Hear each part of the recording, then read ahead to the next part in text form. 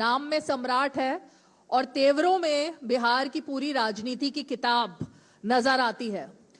युवा नेता है, युवा चेहरा है, हालांकि राजनीति में 30 साल का अनुभव है, लेकिन उसके बावजूद अभी जब हम बात करेंगे तो पता लगेगा कि युवा उनके साथ इतने कैसे जुड़े रहते हैं। सम्राट चौधरी जी बिहार के उप मुख्यमंत्री, वरिष्ठ बीजेपी के नेता और साथ में इस बार जिन्होंने कमान पूरी तरह से अपने हाथ में ले रखी है कि आखिर किस तरह से जो अमित शाह ने 160 प्लस मतलब 160 से गिनती शुरू करें सीटों की, उस मंत्र को अपने हाथ में ले लिया है अपनाने के लिए। बहुत बहुत स्वागत है सम्राट चौधरी जी आपका। मैं डीडी न्यूज को धन्यवाद देता हूं कि आपने मौका दिया बिहार की जनता और देश के अवाम को बिहार भारतीय जनता पार्टी और एनडीए की बातों को रखने के लिए। इससे पहले कि हम सम्राट जी से सवालों का अपना सिलसिला शुरू करें, उनकी प्रोफाइल पर एक नजर डालते हैं और उसके बाद इस बातचीत को आगे बढ़ाएंगे।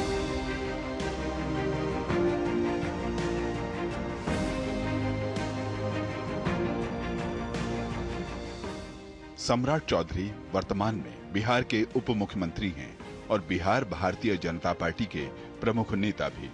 पूर्व सांसद और बिहार के पूर्व मंत्री रहे शकुनी चौधरी के बेटे सम्राट चौधरी बिहार में भाजपा के प्रमुख नेताओं में शामिल हैं। डिप्टी सीएम बनने से पहले वे 2021-22 में नीतीश सरकार में पंचायती राज मंत्री भी रह चुके हैं। राष्ट्रीय जनता दल से राजनीति की शुरुआत करने वाले सम्राट चौधरी जनता दल यूनाइटेड में भी रहे हैं। वे राबड़ी देवी और जीतन राम मांझी की सरकारों में मंत्री भी रह चुके हैं। सम्राट चौधरी बिहार भाजपा के प्रदेश अध्यक्ष की जिम्मेदारी निभा चुके हैं। इसके साथ ही सम्राट चौधरी बिहार विधान परिषद के सदस्य हैं।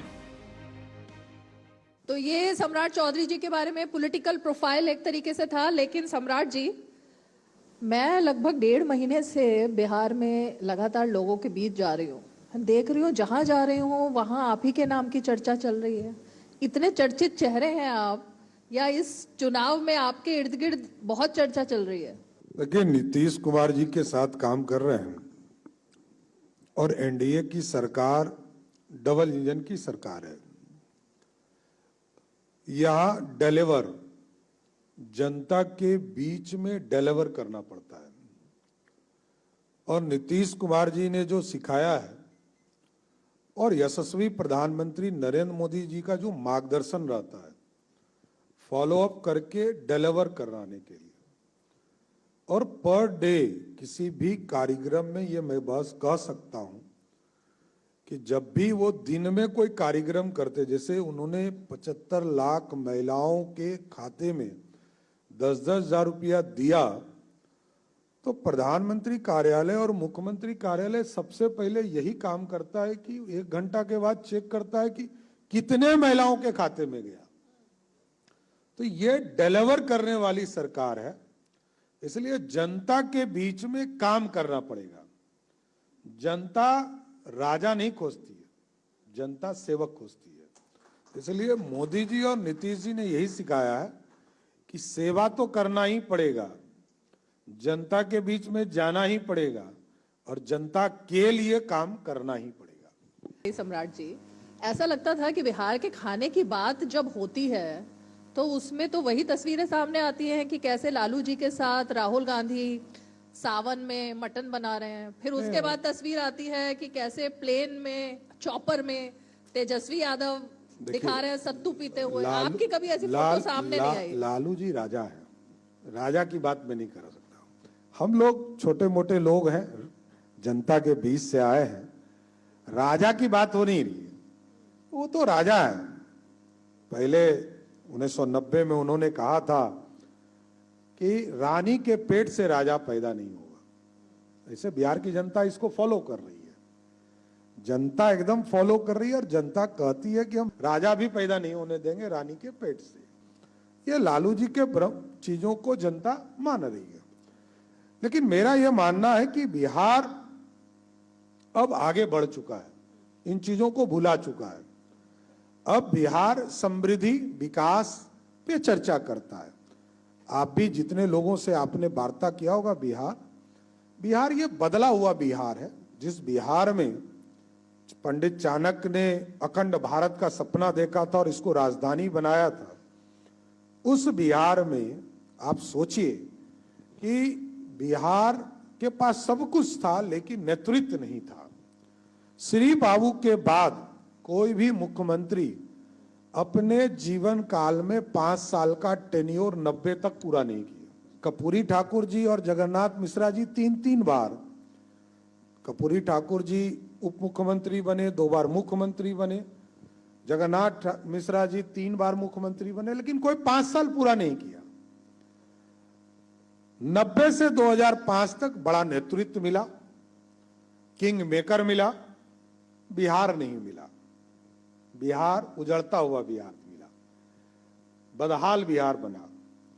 जबकि 2000 में जब बिहार बट रहा था तो आप समझिए कि बिहार की आर्थिक स्थिति कितनी खराब थी कि बिहार, यूनाइटेड बिहार का 87% रेवेन्यू झारखंड से आता था और मात्र 13% रेवेन्यू इस बिहार से आता था।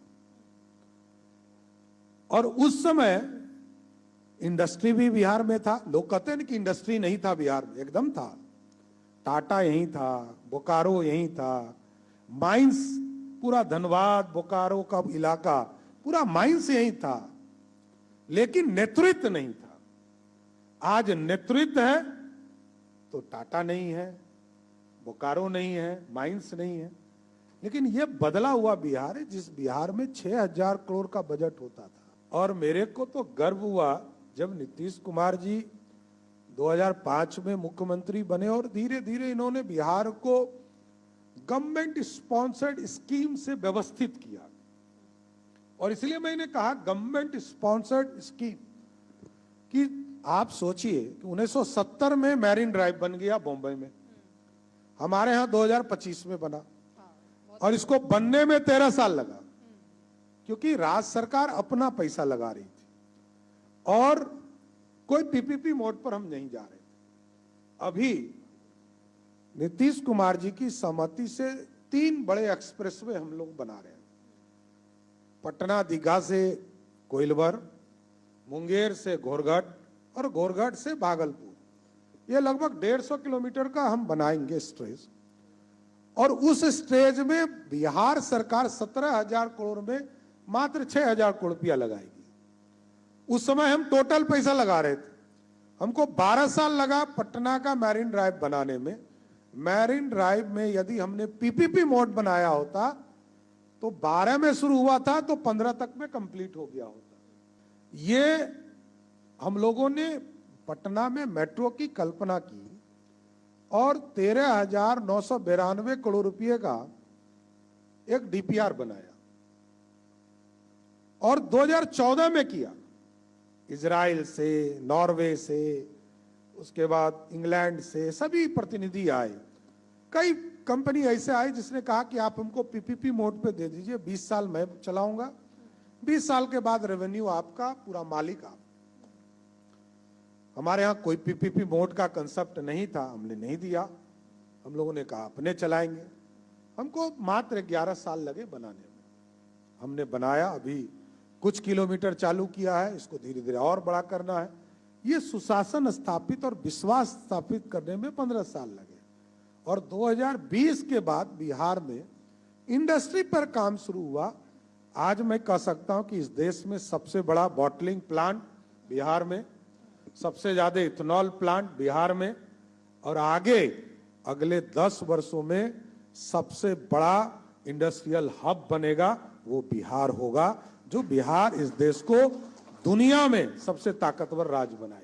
ये सवाल आपसे पूछना चाह रही हूं कि सम्राट चौधरी जो अपने काम पर बात करते हैं, उनके दुश्मन ज्यादा हैं या दोस्त ज्यादा हैं? कौन है जो उनकी छवि को बिगाड़ने के लिए काम कर रहा है? देखिए, स्वाभाविक है, अभी कितने लोग लगेंगे, कहां आप चिंता कर रही हैं। जो भी किसी भी पार्टी का मुखिया होगा उसके खिलाफ तो लगेंगे ही लोग। पार्टी ने विधायक दल का नेता बनाया तो स्वाभाविक है, विरोधी का काम है वो अपनी बात रखेंगे। अरे हम तो जनता के लिए काम करने आए हैं, जनता का विकास करने की ही बात करेंगे। तो ये गड़े मुर्दे आपकी छवि को खराब करने के लिए उखाड़े जा कोई रहे हैं। देखिए, ये सब सुप्रीम कोर्ट के ऑर्डर्स में है। मैं बार बार कहता हूं कि हो सकता है नई पीढ़ी को नहीं पता हो, लेकिन ये केसेस पहले चले हैं। मैंने इसलिए कहा सुप्रीम कोर्ट के ऊपर कोई है तो बता दीजिए। सुप्रीम कोर्ट ने यदि कोई ऑर्डर किया हो तो उसी को ना जनता मानेगी। सुप्रीम कोर्ट का ऑर्डर कॉपी है, एक पेज पढ़ लेना, फिर नया बहाना बनाना, नया बहाना। इसलिए मैंने कहा बिहार विकास के मुद्दे पे ही चुनाव होना है और बिहार इस ट्रैक पे है। 2005 का चुनाव देख लीजिए, 2009 का चुनाव देख लीजिए, 2010 का चुनाव देख लीजिए, 2014 का चुनाव देख लीजिए, 2015 का चुनाव देख लीजिए और 2019, 2020, 2024 सब बोलते रह गए, चुनाव जीत कर एनडीए चली गई। सम्राट चौधरी जी खुद को युवा नेता मानते हैं? युवा कैसे मानूं, 30 साल पहले राजनीति में आया हूं। मैं तो राहुल गांधी हूं नहीं, 55 साल में भी कहूं युवा हूं। मेरी तो बेटी जो है 18 साल की है, तब मैं उसको युवा कहूं कि मैं अपने आप को युवा कहूं, ये पहले बता दीजिए। नहीं, क्योंकि ये चुनाव जो है, दो युवा नेता कह रहे हैं हम लड़के हैं एक तरफ और युवाओं को हम ही समझ सकते हैं बिहार के युवा क्या चाहते हैं, और युवाओं की बात को तो युवा ही समझ सकता है। अरे पहले युवा फिट तो हो जाए तब तो चुनाव लड़ेगा। पहले आप ही ने कहा कि अनफिट है, तो पहले फिट करा दीजिए, तब फिर जनता के बीच में जाए। इसमें कहां दो मत है। देखिए मैंने क्या कहा, बिहार दो विचारधारा का केंद्र बना हुआ। वैसे ये पूरा एक परिवार है। 1977 में जनता पार्टी पहली बार बनी, तब लालू जी, नीतीश जी, सुशील मोदी जी सब एक पार्टी के सदस्य थे। रामविलास पासवान जी या नरेंद्र मोदी जी, जिस पूरे टीम से आते हैं हम लोग, भाजपा के लोग सब उसी के पार्ट। 80 में विभाजन हुआ, भारतीय जनता पार्टी का उदय हुआ, लोकदल बने, फिर जनता दल बना। जनता दल केंद्र में सरकार बनाई भाजपा के सरकार सहयोग से, और पहली बार लालू प्रसाद जी को भी मुख्यमंत्री भाजपा ने बिहार में स्थापित किया, क्योंकि कांग्रेस हटाना था। लेकिन उनके कैरेक्टर बदल गए, भाजपा भी हटी और नीतीश कुमार जी भी उनसे अलग हो गए, और धीरे धीरे लालू जी एक गरीब के बेटा से राजा बन गए, और राजा फिर लोकतंत्र खत्म हो गया। आज नीतीश कुमार जी विकास के कार्यों को कर रहे हैं। देश में नरेंद्र मोदी की सरकार लगातार बिहार के विकास की बात कर रहा है।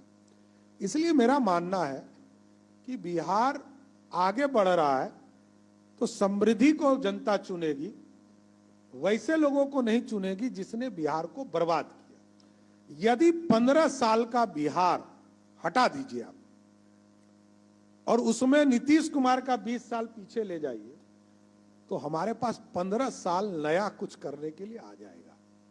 यही हमारा आरोप है कि लालू जी यदि बिहार की राजनीति में नहीं आए होते तो बिहार आज आर्थिक रूप से समृद्ध बिहार, खड़ा बिहार मिलता, और नया जो नौजवान है इसको कहने की जरूरत नहीं पड़ती कि हमको बिहार लौट कर आना है कि बिहार से बाहर जाना है। ये पाप बिहार के लोगों ने देखा है, यही पीड़ा है जिससे बिहार को बाहर लाना है। आपको क्या लगता है सम्राट चौधरी जी, लालू यादव की वजह से पिछड़े, दलित और मुसलमान, उनको उनका हक और एक साथ एक मंच पर बैठने के लिए उन्होंने रास्ता साफ किया? क्योंकि वो तो इसका क्रेडिट लेते हैं कि पहले बिहार में जातिवाद इस हद तक आगे था, लेकिन उनकी वजह से सब समान तरीके से आगे बढ़ पाए। एक चीज बताइए आप हमको, लालू जी 35 साल से बिहार की राजनीति में बड़े नेता हैं। कर्पूरी ठाकुर जी जब राजनीति शुरू किए होंगे तो उनके जाति का कितनी बड़ी आबादी, कितने पिछड़े, अति पिछड़े। दरोगा बाबू मुख्यमंत्री हुए, भगवतिया देवी को लालू जी कहते कि मैंने सांसद बनाया, और इतिहास के पन्ने में लोग जानते हैं कि लालू जी जब हाफ पैंट पहनते होंगे तब भगवतिया देवी सदन आ गई थी। तो इसको कौन सा सामाजिक न्याय कहती हैं आप? सामाजिक न्याय लालू जी ने गुंडा बनाया, गुंडा अपराधी बनाया, बिहार में लुटेरे बनाए। आज यदि स्वर्ण समाज का लोग गांव से जमीन बेचकर भाग रहा था तो वो लालू जी का राज था। अति पिछड़ा यदि गांव छोड़कर भाग रहा था तो वो लालू जी का राज था। और गुंडे स्थापित हो रहे थे, वो लालू जी का राज था। गुंडों को स्थापित लालू जी ने किया, इससे मैं कभी डिफर नहीं करता। अभी जाति खत्म हो गई है, जाति पर वोट नहीं पड़ेगा इस बार। अब एक चीज बताइए आप, एक तरफ 1 से 1.25 जाति है और एक तरफ 98.5 जातियां एक तरफ मिलकर वोट कर रही है, तो जातिवाद हो सकता है क्या? यदि बिहार में 220 जातियां हैं और उसमें 218 18.5 जातियां एक तरफ वोट कर रही हो, तो जातिवाद कहां से हुआ? और नीतीश कुमार जी तो जितने इतिहास के पन्ने में सबके लिए, या मोदी जी, आप बताइए, गैस कनेक्शन दिया तो किसी से पूछा कि हिंदू हो कि मुसलमान हो, सिख हो कि ईसाई हो? नीतीश जी ने नीचे 10-10 हजार रुपया भी दिया तो किसी से पूछा कि आप किस कम्युनिटी के हो? काम सबके लिए करना पड़ता है। नीतीश कुमार ने महिलाओं को आरक्षण दिया तो बिहार की 50% महिलाओं को आरक्षण दिया। आज 60% प्रतिनिधि चुनाव जीत कर आई है। लालू जी ने क्या किया? कहा कि महिला का सम्मान बढ़ाएंगे, अपनी पत्नी को मुख्यमंत्री बना दिया। यही है ना? अब बिहार के 50% महिलाओं को आरक्षण देकर नीतीश कुमार जी ने मुख्य धारा में लाया। इसको कहते हैं सामाजिक न्याय। और लालू जी ऐसे सामाजिक न्याय के नेता थे जिनके राज्य में मुखिया के चुनाव में दलित को आरक्षण नहीं था, अति पिछड़ा को आरक्षण नहीं था, महिलाओं को आरक्षण नहीं था। वो सब एनडीए के शासन काल में है। तो कौन सा सामाजिक न्याय? सामाजिक न्याय का मतलब तो समझा दीजिए। समाज जहां सब बराबर हो, यही तो सामाजिक न्याय। कौन? ये तो गुंडे खड़ा कर रहे थे, अपराधी बना रहे थे। ठीक है सम्राट जी, मुझे ये बताइए कि महाराष्ट्र के चुनाव में हमने देखा, जिस तरह आप बात कर रहे हैं ना, शुरुआत इसी से हुई थी, विकास और योजनाओं से, और अंत हुआ बटेंगे तो कटेंगे पर। क्या बिहार के चुनाव में ये मुद्दा आएगा, या फिर चुनाव जब पीक पर अब शुरू हो रहा है तो घुसपैठी, बटेंगे तो कटेंगे, या इस तरह के स्लोगन्स बीजेपी की तरफ से आने वाले हैं? तो बिहार के सभी बड़े नेताओं को याद करते हैं। लालू जी ने 1992 में कहा था कि एक एक घुसपैठी को चुन कर निकालेंगे। ममता दीदी ने कहा 2005 में एक एक घुसपैठी को चुनकर बंगाल से भगाएंगे। ये भुला कैसे सकते हैं? भुला नहीं सकते। जब तक बॉर्डर खुला रहेगा बांग्लादेश का, तब तक घुसपैठी आते रहेंगे। ये हमारा कमिटमेंट है, प्रधानमंत्री जी का कमिटमेंट है, बिहार की जनता का कमिटमेंट है। बॉर्डर सील करेंगे, एक एक घुसपैठी जो बिहार में आया है उसको जाना पड़ेगा। नीतीश कुमार मजबूती है या मजबूरी है बीजेपी के लिए? मजबूती है भाई, इसमें कहां दो मत है। नीतीश कुमार जी एक विचारधारा है। नीतीश कुमार जी ने काम किया, डिलीवर किया। आज यदि पटना से आप मोकामा जा रही हैं 1.5 घंटा में, ये कमिटमेंट है नीतीश कुमार जी का, मोदी जी का। आज पटना से मुजफ्फरपुर 3 घंटा लगता था, आप 1.5 घंटा में जा रही हैं। पटना से गया 4 घंटा लगता था, 1.5 घंटा में हम गया जी जा रहे हैं। ये कमिटमेंट है मोदी और नीतीश का, जिसने जनता को दिया था, इसको पूरा करने का काम किया। नीतीश कुमार फिट है? एकदम फिट है। इतना बड़ा फैसला लगातार ले रहे हैं, इसके बाद भी आपको अनफिट दिखते हैं? हम तो पूछे, तो मैं तो विपक्ष के सवाल पूछ रही हूं, मैं आपसे कुछ अपनी तरफ से पूछ ही नहीं रही। अब बस अंत में चलते चलते एक सवाल जनता से लूंगी, ऑडियंस से। ये बताइए, कितनी सीटें लॉक करके सम्राट चौधरी हमारे मंच से जाएंगे अभी? देखिए, मैं तो शुरू में ही कहता हूं कि जेडीयू भाजपा जब शुरुआत करती है तो 150 सीटों से करती है। और हमारे जो छोटी पार्टियों की 3 साथी सहयोगी हैं, तो ये हम लोगों ने जो राउंड फिगर देखा है और जिस तरह बिहार के आम लोगों का उत्साह है, ये स्पष्ट दिखता है कि 2010 में जो चुनाव का रिजल्ट आया था 206 सीट, उसको पार करके इस बार 200 से अधिक सीटें एनडीए जीतेगी 200 से अधिक, एकदम। और बाकी सारी सीटें तो किसी ने कुछ किया नहीं है ना। हाँ। देखिए, आपको मैंने शुरू में ही कहा तुलना करना पड़ेगा। काम किससे तुलना करना है? तो हम तो राजद से ही तुलना करेंगे ना, उससे काम अधिक किया तो उससे अधिक काम करके जनता का भरोसा रखा है। और सम्राट चौधरी जी अगली बार भी उप मुख्यमंत्री बनेंगे? नहीं, ये तो नहीं मेरे को पता है। मेरे को ये पता है कि मैं भारतीय जनता पार्टी का एक कार्यकर्ता हूं, कार्यकर्ता की हैसियत से काम करता रहा। नहीं, नाम क्योंकि ये भी चल रहा है कि आप मुख्यमंत्री बन सकते हैं, इसलिए नहीं, पूछा हमने। मैंने कहा रीमा जी, मैं एक राजनीतिक कार्यकर्ता हूं। भारतीय जनता पार्टी ने दायित्व दिया नेता विरोधी दल का, उस काम को किया। पार्टी ने कहा अध्यक्ष बनकर पूरे प्रदेश में संगठन को मजबूत करो, संगठन को मजबूत किया। सरकार में कहा उप मुख्यमंत्री नंबर 2 के हैसियत से नीतीश जी का सहयोगी बनकर बिहार में भाजपा, जदयू और एनडीए की सरकार को चलाओ। आज मुझे गर्व है कि पिछले 1.5 साल में बिहार की सरकार को चलाया नहीं, दौड़ाने का काम किया। आज दौड़कर बिहार विकास की ओर आगे बढ़ा। बीजेपी बिग ब्रदर है या जेडीयू? सहोदर भाई है, सहोदर भाई है, मतलब एक ही लेवल पे है दोनों। जुड़वा भाई होता है ना। हाँ। जुड़वा भाई है। अच्छा। ये 96 से समझौता है। कभी हम बड़े थे, कभी वो छोटे थे, कभी वो बड़े हुए, कभी हम छोटे हुए, लेकिन नीतीश कुमार नेतृत्व करते रहे।